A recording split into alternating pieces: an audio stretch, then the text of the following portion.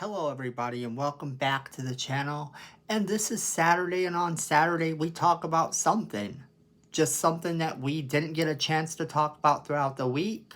So what's today's topic? Well, today's topic is Greg Berlanti may be the new head of DCEU films. So let's talk about that. Alright, so Greg Berlanti runs the CW Arrowverse and has for quite some time. And I think the DCEU would be remiss if they didn't at least put him in the running for this position. However, there's a lot of things going on here and a lot of people have questions.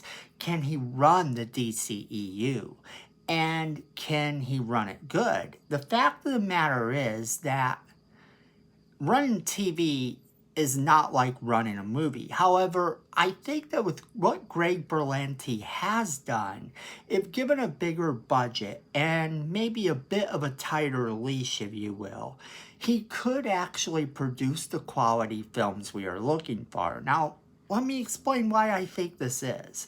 Because having him run the entire DCEU, from television to movies and everything, the way Kevin Feige does with the Marvel Cinematic Universe, it's a big step, especially given DC's record and, Warner Brothers' record of not really producing connective tissue.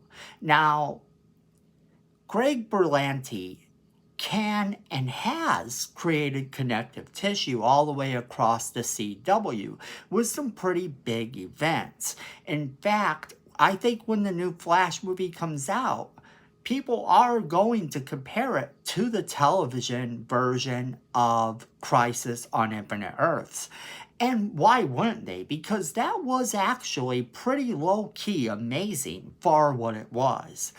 The budget on it is very low because the budget is a TV budget. If you give him a higher budget with more money, definitely a lot more money, and that's the key about the budget. You have to give him enough to make this work. I think if we give him what they were giving to the previous people who were trying to do the DC movies, I think we could potentially get some good directors in. Maybe some of the same directors come back, but with Berlanti kind of acting as the overall story provider, saying, hey, we need to get a Justice League going, which for him, this would probably be a dream come true. Because if you think about it, there were so many people he wasn't allowed to touch. He wasn't allowed to touch Wonder Woman. He wasn't allowed to touch Batman until he actually came up with a way to kind of do that without doing it. But, if you haven't seen Batwoman Season 2, you may not know what I'm talking about, but it does have an official CW version of Batman. It's just not Batman, and that's how he got around it. It's a whole thing. I'm going to put on Batman's face so we know what Batman looks like. And, I don't necessarily recommend Season 2 of Batwoman, and I don't know that I recommend Season 3, but they were pretty good shows overall. They served a good purpose at the time. They came up with some pretty decent, cool things, and that ultimately is all you can ask as a fan. I know that a lot of fans want certain things to happen, and they want certain people to be in the show. Like, people got mad because Batwoman no longer was the same Batwoman in the show, and it wasn't even the Batwoman from the comics by Season 3. This is understandable for people to get mad at that. It's completely understandable. But while that is understandable, it is also something you have to look at. It's something you have to go, what if he would pull the same stuff in the movies? Because at that point, do you really want some original character in the movie, or do you want the person that you know is in the comic books? And of course, people want the person they know is in the comic books. The thing of it here is that that was a unique case with Batwoman leaving the Batwoman show. It was Ruby Rose's decision, and there was a whole lot of things that went on. Now, you can't do that in a movie. There's lawsuits and everything that would entail, and it would be much more drama. So having him run a bigger project like the entire DCEU, there would have to be contracts that are put out saying, hey, this is how many films you are doing. You will come and do these films.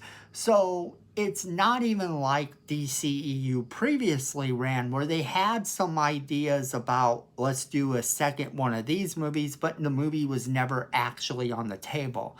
Originally, if you remember, right after Batman vs. Superman, the whole concept of a Man of Steel 2, or 3 if you count Batman vs. Superman as Man of Steel 2, was kind of shelved.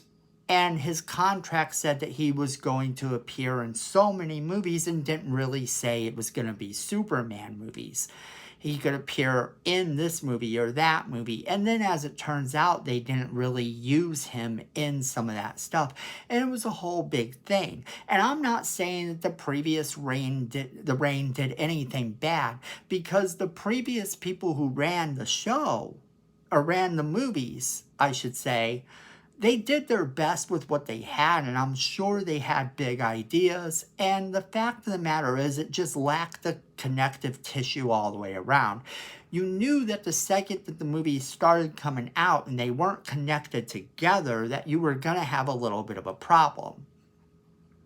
To get Greg Berlanti in doing this, you would have to make sure that he knew that every movie was going to have to be connected. You're going to have to create the same level of storytelling that you did for the crossover events on the CW, but you're going to have to do this on a much bigger platform, and it's got to be consistently done. It can't be like, oh, this movie is just going to be this person's movie and la la la la la. No, you have to make sure at that point that this movie is going to connect into the bigger part of the story.